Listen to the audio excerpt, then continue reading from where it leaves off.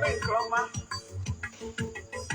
ebulie ya elu tie jide nke ojii na-aga n'iru biko ka anyị gbakọ kịta wee kele n'Eze-Ana Eze-Ana ga-adị Eze-Ana Ugochi Eze-Ana Ugochi tubelu nwoke ọma na oraifite ị ga-adị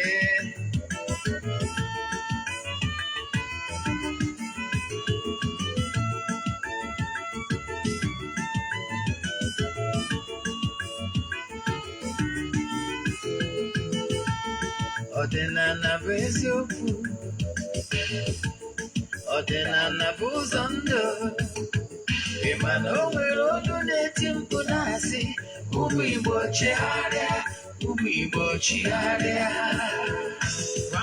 kwa mbọsị ọ na-eti n'ụtụtụ n'abalị ọ nọ na nkụzi Eze-Ana Ugochi tubelu onye ọma na oraifite onye mgbasa ozi ọma ọdịnala gaba n'iru Eze-Ana Ugochi tubelu onye mmanya ji eme ọnụ ọdịnala bụ ụzọ ndụ gaba n'iru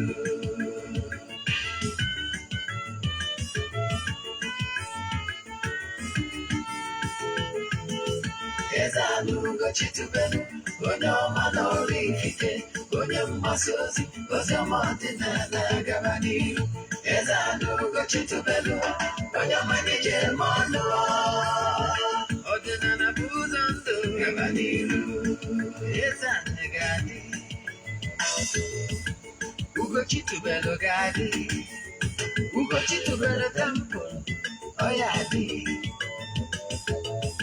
maka na eziokwu anwa chacha ndị okenye dịga anyị fọdambaki ndị ochie dị anyị fọdambaki fọdị asị kara aka ghọrọ ụmụ Igbo si anyị rapụ nke anyị na nke feka mma bụrụ Baịbụl bịa akwụkwọ akụkọ wepekwa chọọchị fa okpuru ụka bịakwa mana Ugochi tubelu ekweghị ekwe Eze-Ana si n'ọma mme ọdịnala amanwụ chacha oge ọbụla ọ na-eti ọ nọ na nkụzi Chukwu abịa ma agbago ume ọdịnala ya dị Eze-Ana Ugochi tubelu onye ọma na oraifite onye mgbasa ozi ọma ọdịnala gaba n'iru Eze-Ana Ugochi tubelu onye mmanya ji eme ọnụ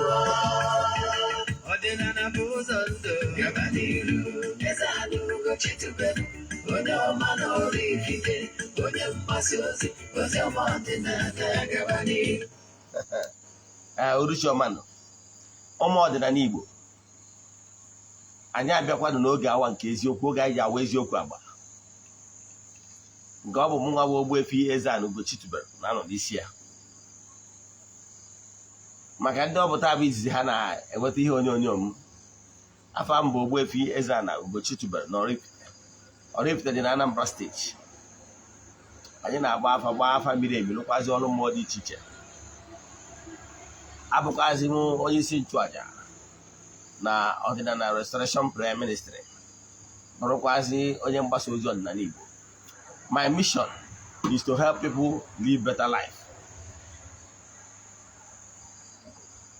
N'isiokwu anyị n'ụbọchị taa bụ kelo adaghị eme ihe kwesịrị na aga eme na alụmdi na nwunye n'usoro ọdịnala maka na ihe emere mma na amaka na emeghị ihe kwesịrị ka emee when the foundation of every marriage is faulty. Believe in me, that marriage will find it very difficult to stand because traditional marriage is the foundation, the bedrock which every marriage stands on. Our tradition, because you need that traditional blessing on your isiokwu anyị. Ya bụ isiokwu anyị because na a lot of marriages are crumbling.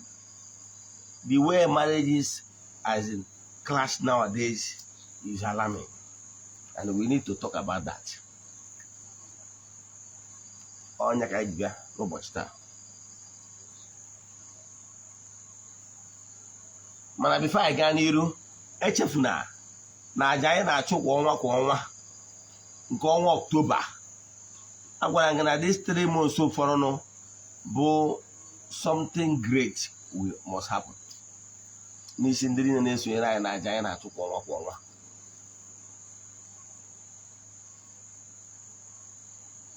Wee sị gị na nke ọnwa bido na nke October ga-apụ iche.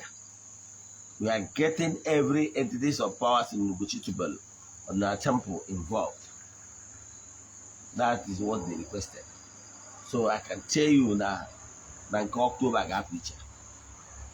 Ọ bụrụ na maka ndị esonyebụghị na aja mbụ, ọ bụrụ na ị chọrọ isonye na aja, he ga-eme forward ya 3 prayer requests. Then the mail donation token to the account number. Ọ bụrụ na ị chọrọ isonye na ya, ndị na-esonye bụ na ya amadogo the account number. Then mana maka gị nwa bụ onye ọfụ, chat ya m na WhatsApp. Send the alum your details. There are 3 prayer requests, and then enyezi account number ihe donate token. Iwe nwike sonye na ya bụ aja. Ya bụ aja anyị na-eji achụ na temple ụtụtụ ọbụla for 14 days. N'isi ndị niile sonye na ya bụ aja na ndị niile bụ friends of the temple. Anyị mesịa ụbọchị anyị ga-achịkọta ya bụ 19th. Anyị bụzi ebulu wee mesara aka. Sị na aja ebunigo ọtụtụ ndị mmadụ elu. Abụrụ m onye na-eshow testimony, but a lot of people ndị na-esonyere anyị na aja nwere testimonies to give on daily basis. Onye testimony na-abịa na ya. Now, nke ọzọ bụ echefuna na every Wednesday bụ ụbọchị anyị ji ekwubiri ndị mmadụ okwu na Ugochi tubelu na temple. Anyị na-alụ ọrụ everyday Monday to Sunday. Na-agbakwaji afa everyday. Ọrụ mmụọ anyị na-alụ distance abụrụ barrier. Sundays anyị na-enwe counseling. Counseling bụ free ọ bụ. Mana ịgba afa na ọrụ mmụọ ndị ọzọ a na-alụ na-akwụ ụgwọ. Ya bụ na ihe anyị banye n'ihe anyị ji maka ya wee bịa. Ihe anyị ji maka ya wee bịa very soon. Anyị chọrọ ka anyị bido mewe appreciate ndị niile na-esonyere anyị na our platform, ndị na-share our videos and updates, especially those based in Nigeria. Very soon we start appreciating them. We done this month bụ October. Time na-agazi anyị ga na-agwa ụnụ etu anyị si wee bụrụ n'obi isi wee affect those people's life. Then ka anyị gaba n'iru n'isi ihe anyị ji maka ebịa. Isiokwu anyị ji maka ebịa bụ ihe ga-echange lives. Let me tell you what you don't know.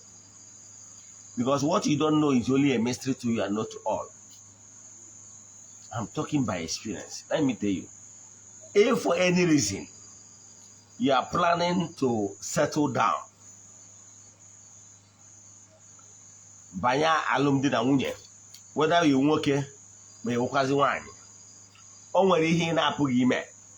Ihe a na-achịkwa gị bụ etu esi eme mgbe gburugburu. Mgbe gburugburu a na-agba nju nwaanyị. And mgbaju nwaanyị a na-agba abụchọrọ sọ physical, a na-agbakwu spiritual. Mgbe gburugburu ịgwa nna gị na ịbụrụ nwoke gwa nna gị na ị chọrọ ịnụ nwaanyị, a wee jụọ gị onwe na onye fụrụ, wee sị na o nwere onye fụrụ. Nwa onye ọ bụ kwuo nwa onye ọ bụ. Ihe nna gị ga-eme bụ na ihe mere na a ga-ajụ ese. Physical ese ha ga-ajụ bụ agbụrụ onye anyị na-ekwu maka agbụrụ ha ọ na-ezu ori, agbụrụ ha ọ na-agba ama, agbụrụ ha nwaanyị ọ na-agba n'ilo, agbụrụ na-agwọ ọgwụ. Ihe ahụ basic things a na-ajụ karị na ịgba njụ nwaanyị. Ihe ndị a bụ ihe basic a na-ajụ. Then na spiritually, nna ngajụcha ese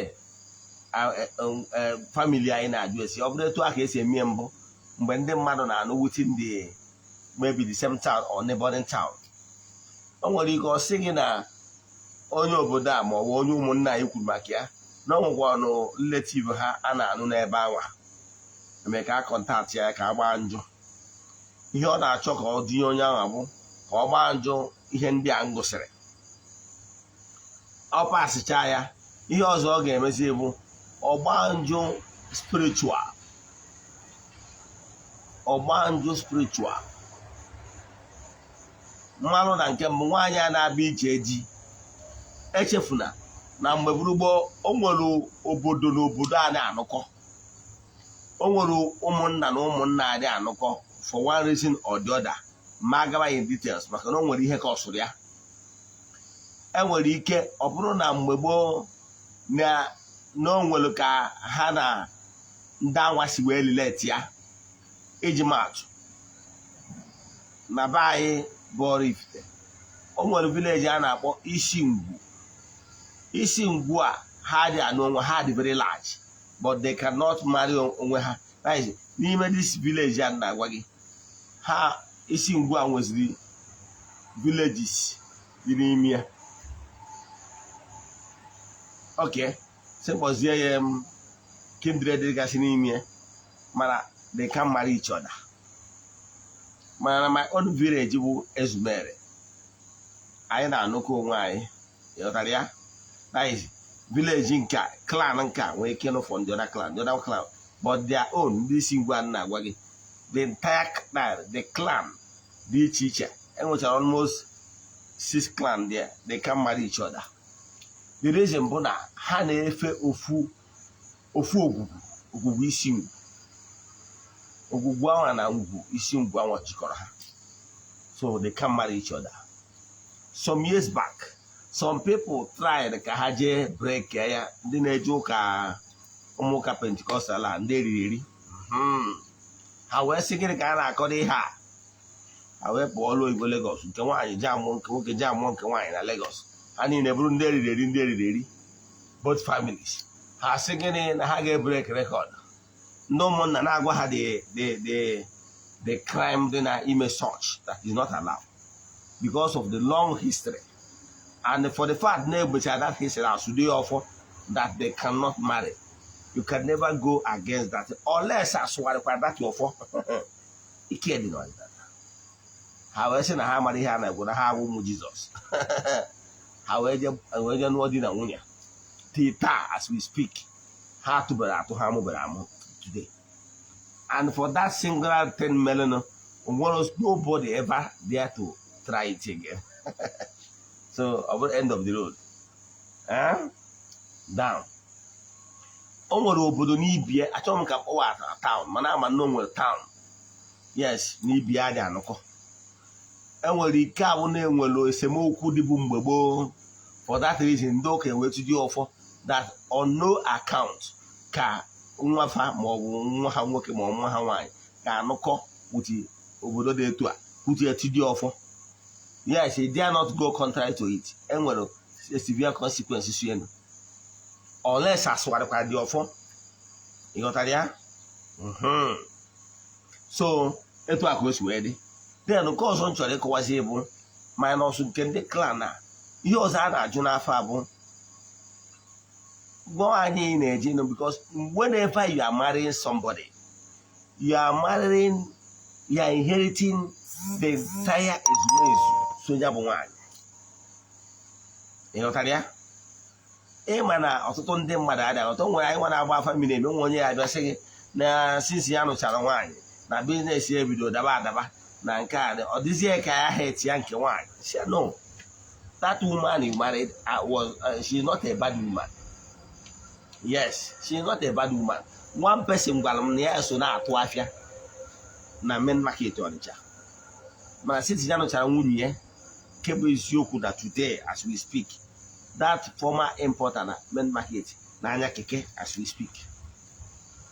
So oge ọbụla nwoke a chetalụ ebe ọ nọbụ before ọnụ onye nwata nwaanyị after some years ọnyawasie keke.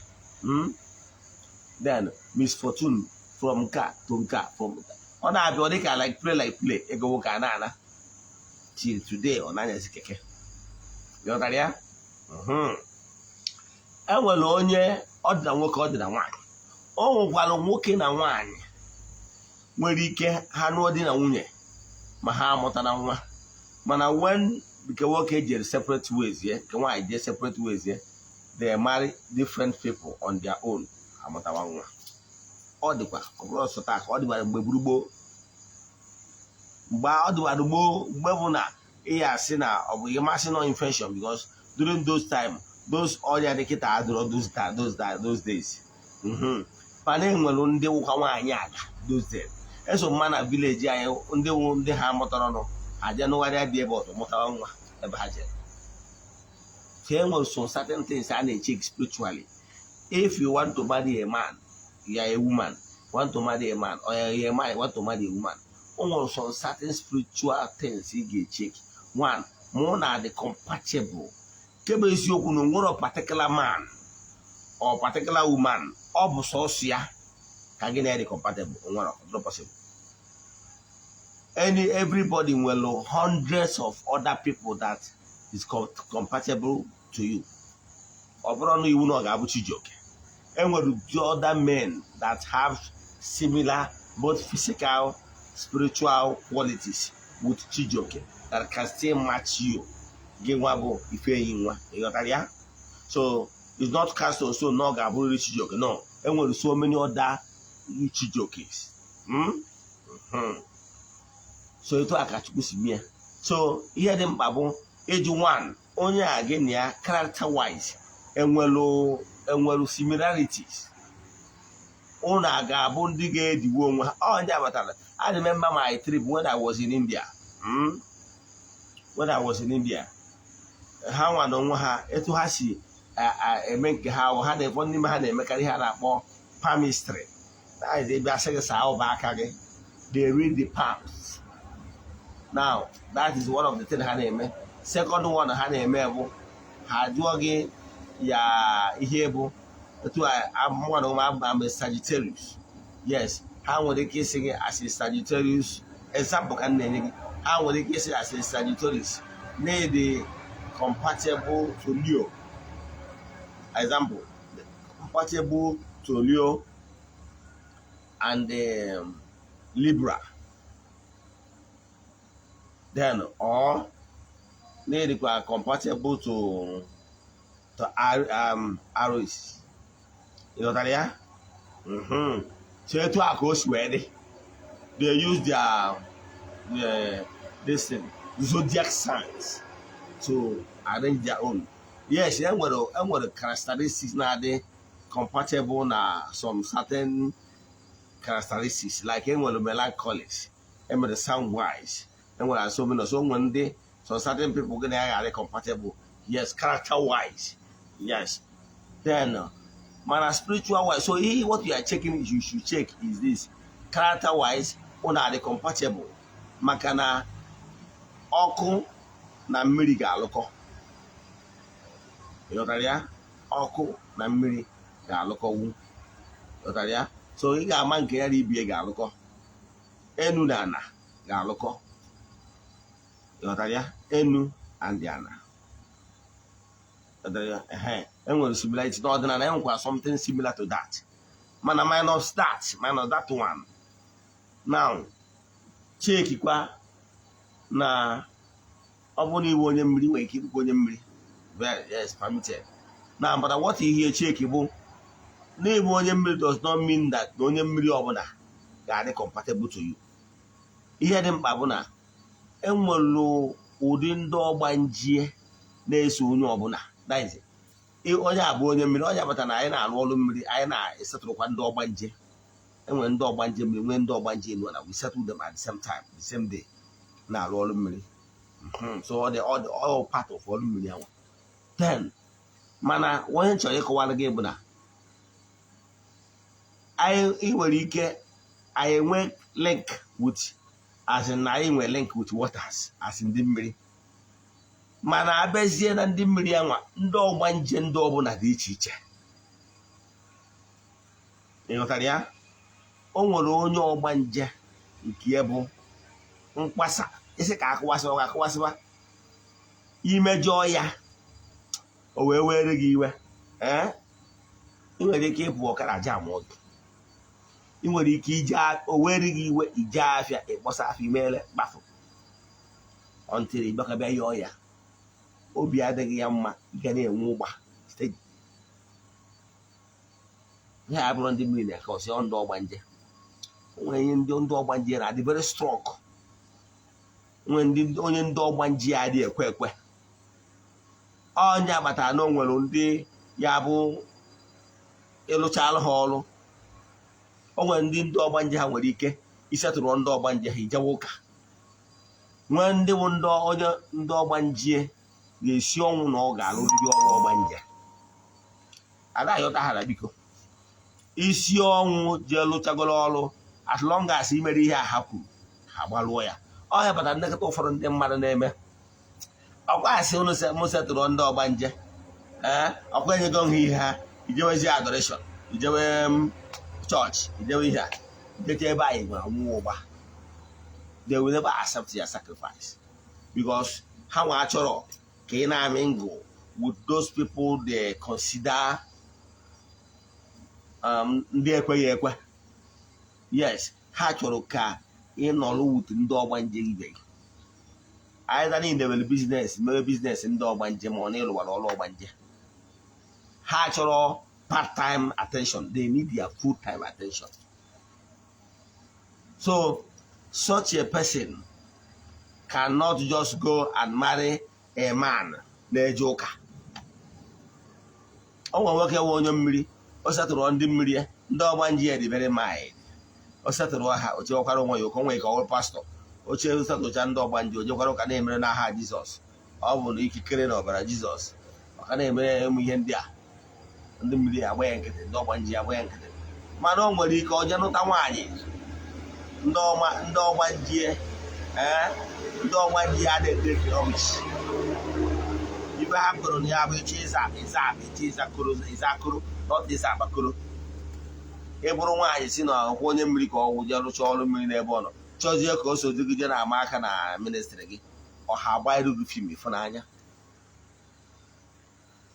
ha chọrọ garị mmakọ nwere ndị nke ha dị very serious ịghọtara ya etu a ka ọ dị so ihe anyị na as much as you are doing it ichekie onye ezumezu sienu dị compatible with yours that is very important because ọ bụrụ na ezumezu gị na because ị na-ediri ka gị na mmụọ nsọ nke nwaanyị na nke nwoke gị na ya na-anụkọ di na nwunye because sex is spiritual mgbe anwụrụ na that body contact changing of body fluids and blood and everything you people are becoming one yes so ekwesịrị not only physical one because onwe anything dị n'ahụ onye ọ dịgo n'ahụ onye yes spiritually ekwesịrị ka I mingle with those ezumezu na ezumezu ka e nwee harmony nwee nkwekọrịta ka ọ ghara ịbụ ndị na-eje eje ndị a na-ana ọ ga-abụrịrị na-alụkọ ọrụ ọrụ so when you are marrying a woman have it in mind that you are marrying her own ezumezu altogether. So you're supposed to pay attention to her ezumezu ka enwe harmony gị na ndị otu ya adịkwuo na mma if possible iwu nwoke na-anụ nwaanyị mana nwunye gị bụ onye mmiri nwee onye otu ịnọ gị na nwunye gị jikọ aka ọnụ kwara ihe ọnụ na-eri nye ndị otu ya agwụgwọ na nwunye gị emere gị nwa nwoke na-anụ ya ị na-ede ike to port those her ezumezu over to you so that and mgbe ụfọdụ si na nwunye ya nụrụ na-adị ọ dị very stubborn na ọ dị erube isi na this girl dị very stubborn ịmara onwe complain ndị mmadụ na-complain kata n'ebe ndị mmiri na sị na nwaanyị ndị mmiri ha na-adịba stubborn nke bụ eziokwu na ndị akpọrọ ọrụ na-adị stubborn ịghọtara ya mana enwere aka eji anụ ha ịchọ ịnụ ha nụta ha ọfụma make sure na ibetalụ ndị otu ya, ndị iyi ụwa ya, ndị ọgbanje, ndị ezumezu emeta ha enyi gị na ha. We have a personal relation, build that personal relation with them, so that they are the ones you can complain. Now, when they are the mechanic seeker, habiko habutu yana. Had because all hawa, you get a hadinama if on a wounded naturally, you butu any ruana. Manobo again a hard on amma. Hagaba any mania wounded hour. Where why do you? Hagaba any wounded hour, money rubish. In our way, one on equity. In our will over more than how to read your by him. Or men obey easy. But the chalk would be easy. Borozo, what will do to you? The quan do to you.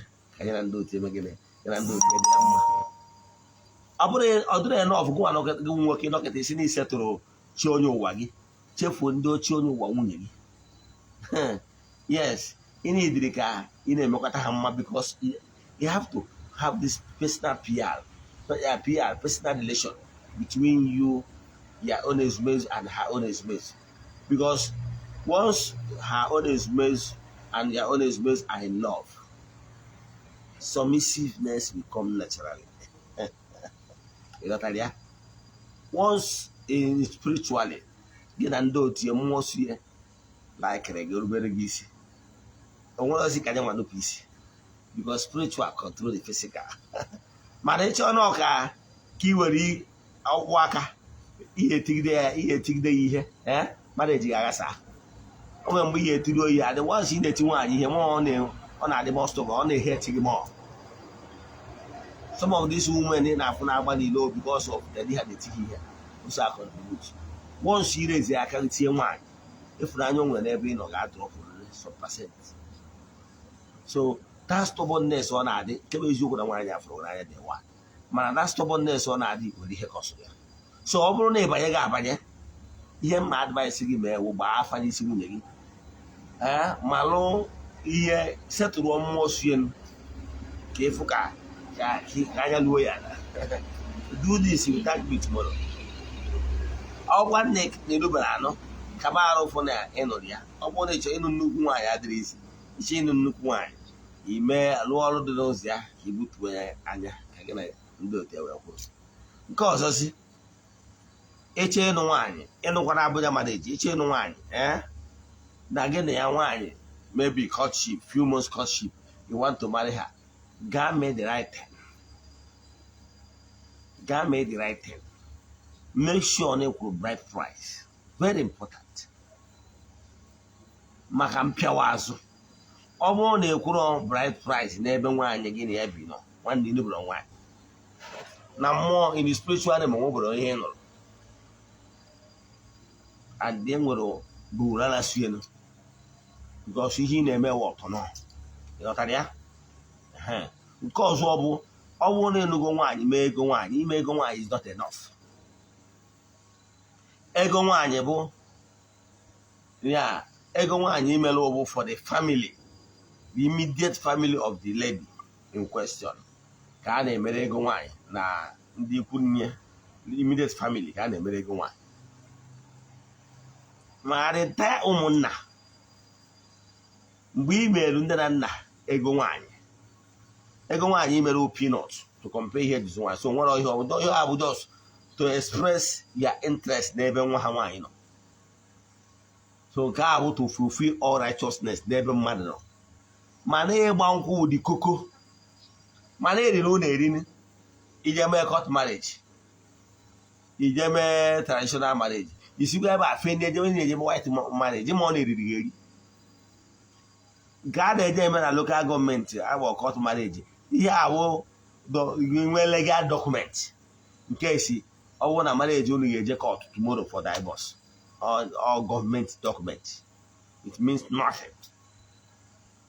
Mana nke bụ ya bụ that traditional marriage a na-asị ọgwụ na Bible ya sị na ya febe asị na Joseph na Mary na ikwu na ibe kwekọrịtara na ha ga-abụ di na nwunye. Now mbọsị ya traditional marriage ka ikwu na ibe ya gwara gị ikwu na ibe ọ bụrụ only the immediate family ọ ikwu na ibe ọ dada ka nna m nwa ga-akpọ nwa ya ada m bịa jee gosigoro ndị bụ ikwu na ibe ya anwa onye ahụ esoro n'ọnya ka ya anụ gị ọ gbaghị mmanya ahụ ọ gbara nwere mini ihe abụọ ọgbụgba ndụ echefuna na ọ na be nke nwaanyị ka a na-anọ wee na-eme ya bụ mmemme etu esi eme ya wee agbapụta mmanya a na-agbapụtara galọn ebinye okenye nna m nwa oge kpọkuo ndị ichie kpọkuo ndị ana wụpụ mmanya ana agbanye mmanya ọzọ onye ụmụnna ahụ na-eke oke ewere datụ mmanya a agbanye dị ọṅụọ n'ọnụ ya ihe o ji mee ihe ahụ ka ọ lụọ ọgwụ gosi na onwere ihe ọjọọ dị na mmanya agbatazie ọzọ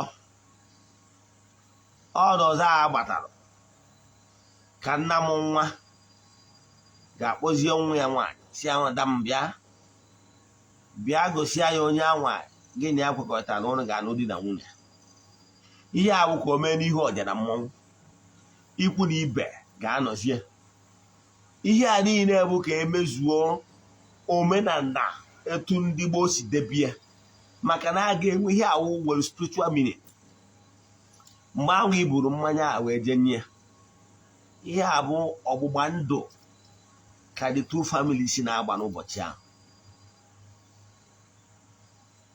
ị ga-ebidote mma ibinye mmanya nwa ndị be ndị nwaanyị ọ bịara ịnụbigara ya o were mmanya anwụọ ọṅụcha mmanya anwa o were in appreciation o were ego tinye n'ime kọpụ anwa wechigha alụtụ nna mụ nwa ma o wee nọchitere anya o wee kpere ha ekpere na ha ga-amụta ozuzu eke ozuzu orie ozuzu afọ ozuzu nkwa ekpere na ọnwa na-anụ ụbọchị the 9 months time na a ga-enwe ụmụ nwa dị ịghọtara ya mana ọgbụgba ndụ the two families si na-agba that time mmanya a aṅụrụ that exchange of mmanya a aṅụrụ mgbe anwa mana ọ dị mwute na n'ụtọ ihe ndị ụka ọbịa butere a na-atụzi egwu enwere isi ịma na onwere ndị na-atụ egwu n'ụwa ka ndị ụka ịma ha atụrụ onwe ha n'egwu maka na ihe na ha ama na onye ọcha ha na-efe cannot save them.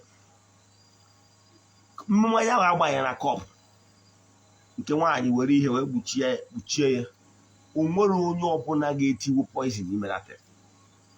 Ọ bụrụ na mmadụ ọbụla nwere pawa itiwu poison n'ime that kọpụ ahụ akọbara asị na ọ ga-asị kọbara ya akọba ịma na onye ahụ nwere pawa isendịrị ọya n'ime ahụ gị na o nwere right igbu gị mana onwe onye right igbu gị maka na onye chi ya egburo na ndị ya eto ogologo. What you should do bụ imere ihe dị n'ụzọ ka gị na chi gị kwụrụ ndụ ga-adọrọ n'aka onye ilo gị mana ndụ gara atụtụ egwu ha bịazie were mmanya aghafuo ụfọdụ eje chọọ fanta ma ọ chọọ nọnsens na-emekasị a ga-eme ihe ka esi eme ya bikọs ihe abụ omenala na ana ka ngọzi si abịa. Ụfọdụ ewere ghafuo onye kamera ewepụ kamera ma aghafuo mmanya data ọgbụgba ndụ a kwesịzịrị ka agba ụbọchị anwa ka nke nwoke mmụọ dịbe mgbe nwaanyị so nwaanyị abịa ije di ka e wee nwee unity between the man na woman bịara ịnụ ọgbụgba ndụ ndị a ka ọ na-wee mesịa mmụọ si be nna nwaanyị ewee so ewee na-abe di ya ewee jikọ ụnụ obi gị na di gị abụrụ ofu. Disappointment na ịkpa asị unnecessarily ihe ndị a niile ama adị mana mgbe ị bịagoro hapụ etu esi emie that spiritual bond na-achọ ka abụọ ndụọ imebigie because of na ị na-atụ egwu. Ụbọchị m nwa na onwe m nọrọ enyere m ebutere mmanya ndị ikwu na ibe m ndị mụnụsị m na ha so wee na-asị mmanwụ nkwara mmanya egwu abịa si ya biko lapụ m hapụrụ m aka na ọ bụrụ onye amara ebe ọ na-eje ojebe na-adịbụ m ime bifo njebe n'oke na mmadụ ọbụla enwere ike igbugbu m unless oge mụ na ndị a na-afụrụ anya kwuru. Yes, to their greatest surprise nwere mmanya nghọtụrụ ya adịbụ ghọtara ya. So ihe na-achọ ịkọwara gị bụ emesịa nka o nwere ewu nnukwu ewu a na-enye ụmụnna abịa nụrụ nwafa mgbe a na-egbu ewu anwa egbuchi ewu anwa ọbara ewu ahụ na-agbasa n'ala anụ ewu ahụ ka a na-ewere obodo ụfọdụ na-ewere ya wee jee kee ụmụ nwaanyị niile anụrụ anụ na ụmụnna anwa as evidence ndị ụmụnna a na-eke ya nwa na ọgwụgwọ na-eketara obere obere mana evidence na onye dị etu a agbago nkwụ anyị nwa na-akpọ ya ịma ọgọdọ asaịdị be anyị ana-edo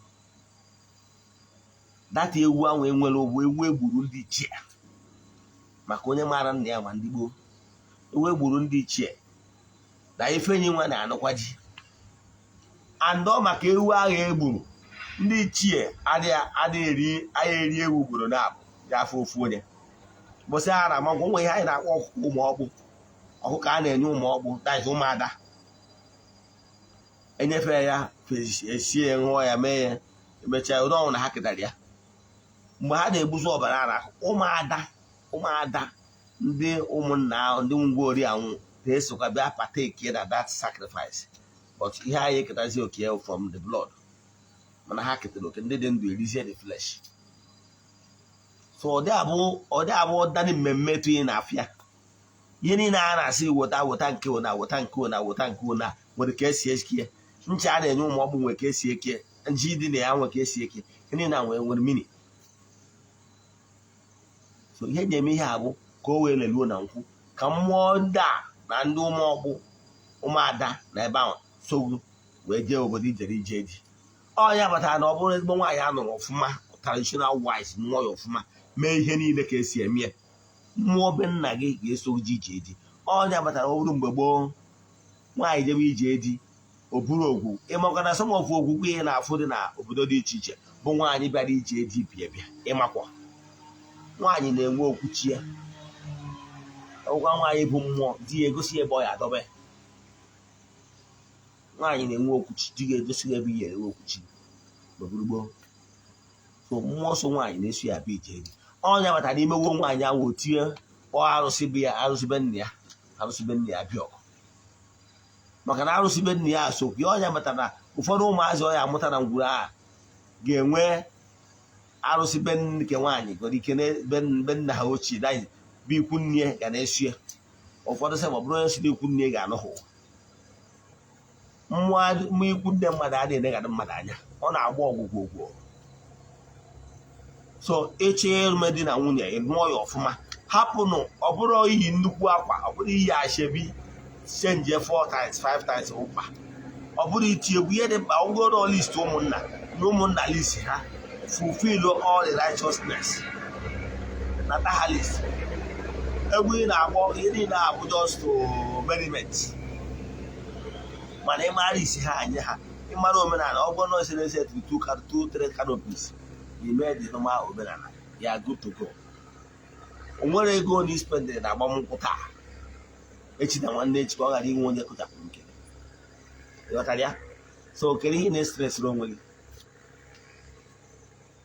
kama arụfụ na ịgbara nkwụ nwunye gị very important ọ ya mere na be anyị to show you the importance of that particular thing ọ bụrụ na ị nụọ nwaanyị na ana-edu na oraifite ọ bụrụ na ị gbara nkwụ nwaanyị afọ eririzi nwụọ ọ bụrụ na ị mere ego ya ihe agba nkwụ ya n'ozu dazi ị ga-ewetakwa ihe ịkpa nkwụ anwa ife ị na-agwazi anyị na nwanne anyị wee gaa ntị bikos ọ ihe ịgba nkwụ anwa ụmụnna ritere ụmụnna dọta na ịgba nkwụ wụ ime ego immediate family mana ịgba nkwụ wụ dị larger ụmụnna village ihe anwa na mmanya ha hụtara ụbọchị ahụ ihe ga-eme nke nwaanyị a bido ndụ n'obodo ahụ ejere ije dị bichaa ndụ ya abịakwa gwa ha na nwa ha nwaanyị abịa lesi ebi ọzọ bụrụ n'ọnwụọna ha hapụkwa biznes ha maka moto ije je menata ozu nwaada ya je bunata ngịga mee etu esi eme because of that ha riri so nwaanyị na ime nye ndị iji anụ nwanne fa nwaanyị oyiri ya right obodo ọbụla ijere nwere ka ha si eme mmemme ha o nwere obodo ihe eje o nwere obodo nwere ihe eje imechaa mmemme dị na ya ime mmemme a na-akpọ ụgwọ nchekwa ọhụụ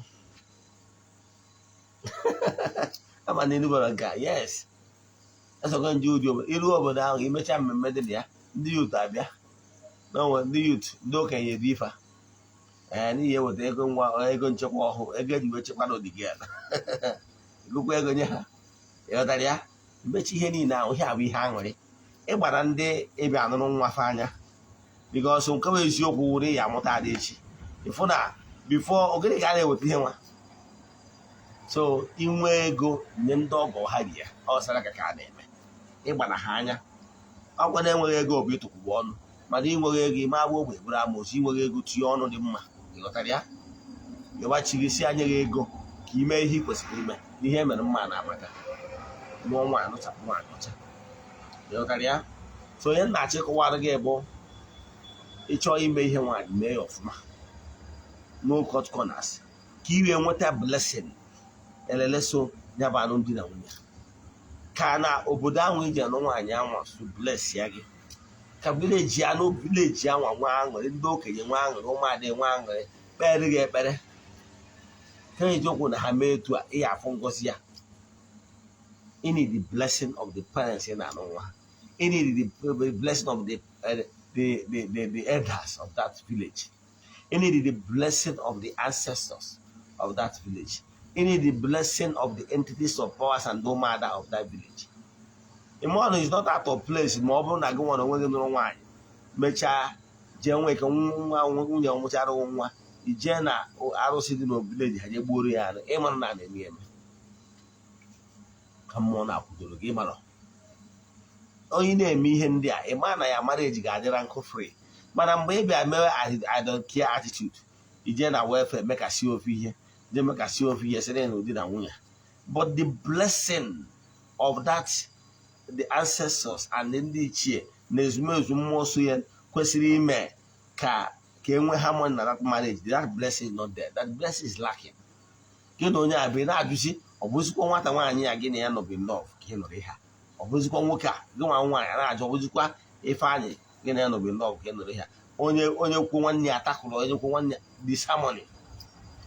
Onye mara na o nwere ihe ka ọ sụrụ ya, ihe ka ọ sụrụ ya bụ na the blessing na mmụọ kwesịrị ịda aga. Ịma na o nwere mmụọ na-aga the marriages kwesịrị ịda afụ na ejikọ obi ụlọ ọnụ nọrọ ọrụ, because ụlọ akpọrọ ya ihe from the one. Ka m kwụsị ebe a, make sure n'ime the right time. The blessing is very important. Mee the right thing kwesịrị ime. Hapụ white marriage. White marriage is aberration. Erisi na ụlọ eri etaga ihe na-eme ya bụ jos ka ọ bụrụ white marriage. Ndo ka chọọchị ịnọ na klọb ka ije mezuo ya ka a wefara wee hapụ gị na anata oriri, ngwọrọ blessing sien ọ bikos na belong to ụka. Ihe dị mkpa bụ that traditional marriage nke nne na nna and ikwu na ibe ndị nwe nwa nyere their consent. Nwa dị ala some people ndị eriri na-ahapụdo ha je mee ego nwaanyị mee white wedding, abandonuzie the real traditional marriage. Ọ ka dị nkwe afụkarịcha m ka ose. Ụfọdụ je mee ego setụrụ ndị na nna m nwa, ha hapụzi ụmụnna je mee white wedding na-ekwu na ha bụ di na nwunye. Onye kpọnyere gị ndị ichie na mmụọ onye nọ na ngwurube nna nke nwaanyị ha mara ebe akpọrọ nwafa. Dị ewu ahụ a na-egbu na agbamnkwụ nwaanyị eji esi die, ndị ichie ji bia witness ka ngwa nwetara mara onye akpatara na nwaanyị gbara nkwụ ara agba nkwụ gburu na ịgba nkwụ nụcha dị gị na adịghị so okwu for any reason, ihe a ga-enyechi ya bride price. Yes, and ịnụ ọdị ọzọ ịma agbasi nkwụsị ego ka ihe emezi, ịghọtara ya. Mekọna ndị ichie ama eri ewu n'isi ife nyewa twice etu a kwesịrị. Now ị kwesịrị inwe blessings of ụmụada, maka na ụmụada nwere nnukwu shia n'ụbọchị a na-agba nkwụ.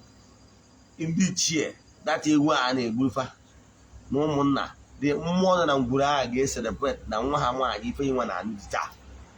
Mana mgbe ị jụrụzi, you did not receive the blessing of the ancestors, you did not receive the blessing of ndị nwe nwa spiritually, how would they be able to, how would they be happy with you? They will never be happy with you. Etu anọ for any reason kpọrọ nwa nwaanyị je na-eriri without ime ihe ị kwesịrị ime, I will never forgive you. Yes, ihe ị ga-eme the right thing. Maybe I wanted the consent of the parents, yes. Then you need the consent and blessing of the gods. The chair.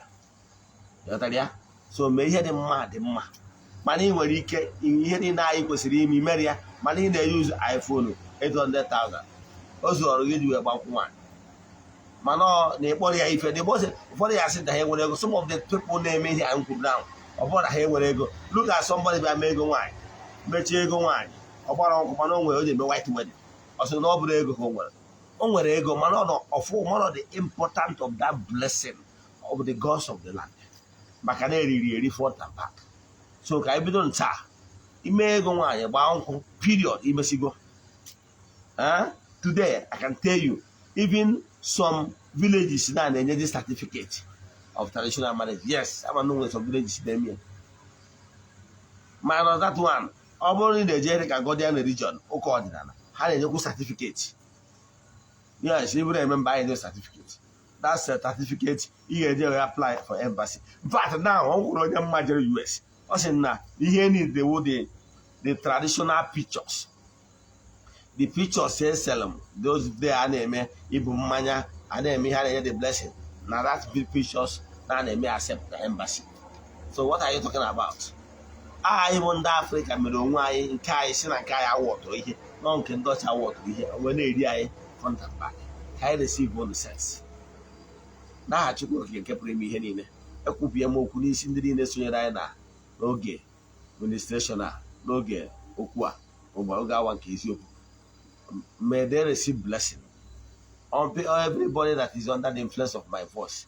Let them be blessed. Now I took a capri me henny. I can see Omoni when I do Junan Kusia. Oboni home and I will do Anya or the Nanibo. Or we hear Kusigurbo. Send them a message in WhatsApp 0805 7837 672. I repeat 0805 7837 672. Ya guys, you know, call it one of yoga.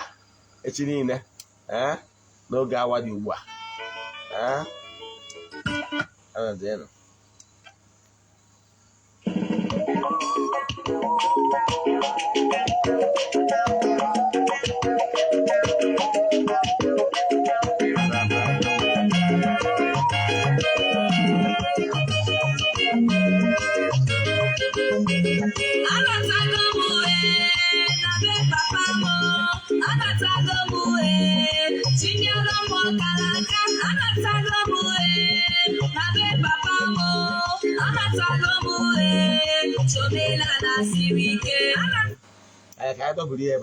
Please share this video.